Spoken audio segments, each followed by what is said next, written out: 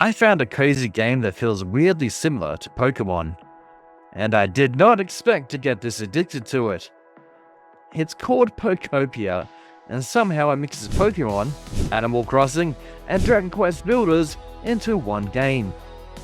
But here's the strange part. When the game begins, every human in the world has vanished. So, the entire goal is to rebuild it, and figure out what actually happened. And after playing it for a while, I started to understand why this game is getting 9s and even 10 out of 10s. Now, normally, games like this aren't really my thing.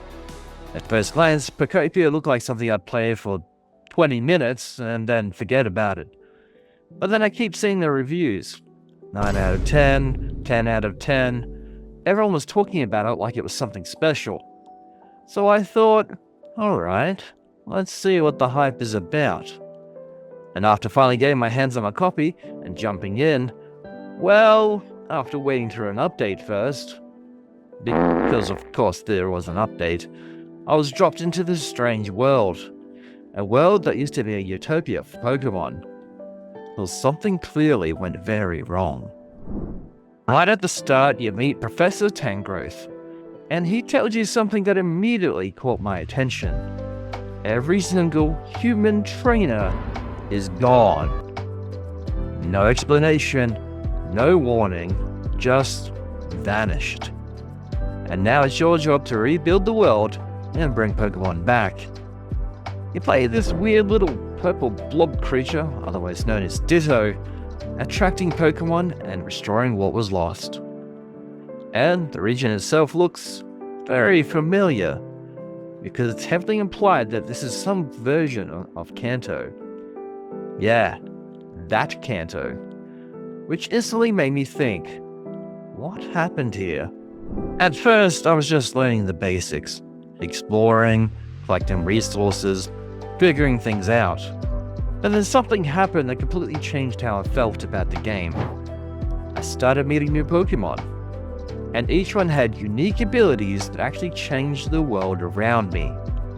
Some helped gather materials, others unlocked new areas, and slowly, the world started coming back to life.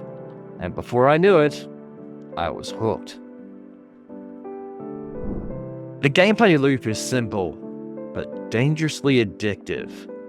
You explore, collect resources, unlock abilities, and build habitats to attract more Pokemon. But here is where it gets interesting.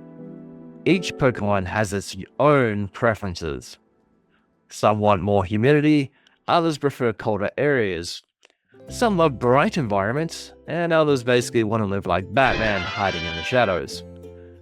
So you're constantly experimenting, building, adjusting, and trying to create the perfect environment. Now at this point, I thought I had the game completely figured out. Just explore, build, attract Pokemon, simple. But then something happened that completely changed how I played, and I genuinely didn't expect this. The game suddenly introduced new mechanics that added way more depth to the world, and that's when it clicked. This game actually had layers. Honestly, this is something I wish Pokemon games actually did.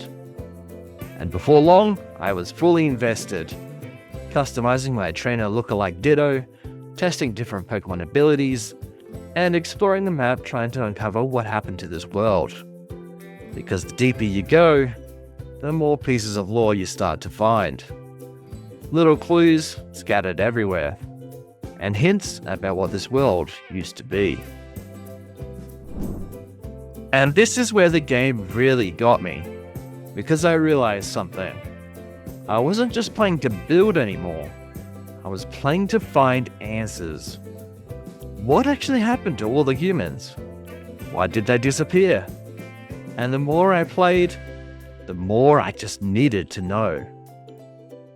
Now, I'm avoiding spoilers here, partly for you, and also because I actually haven't finished the game yet myself. So please, no spoilers in the comments, or I'll personally send Snorlax to body slam you. At its core, the game keeps pushing you forward with two questions. Where did all the humans go? And how many Pokemon can you bring back? And honestly, that mystery alone was enough to keep me playing. Because growing up as a Pokemon fan, seriously, I had a Pokemon shirt in the 90s but I finally had to pry out of my hands. I needed to know what happened to this world. So, is Pokopia actually worth playing? Well, if you enjoy games like Animal Crossing, Stardew Valley, or Dragon Quest Builders, you'll probably love this. And if you're a Pokemon fan, there's a very good chance this game will hook you. Even for someone like me, who doesn't usually play cozy games, this one pulled me in. So overall, I'm going to give Pokopia a solid 9 out of 10. But now I'm curious. Have you played Pokopia yet? Or is this your first time hearing about it? Let me know down in the comments. And if you enjoy discovering games like this, consider subscribing. I've been your host, Charlie K, and as always, I'll see you on the next level.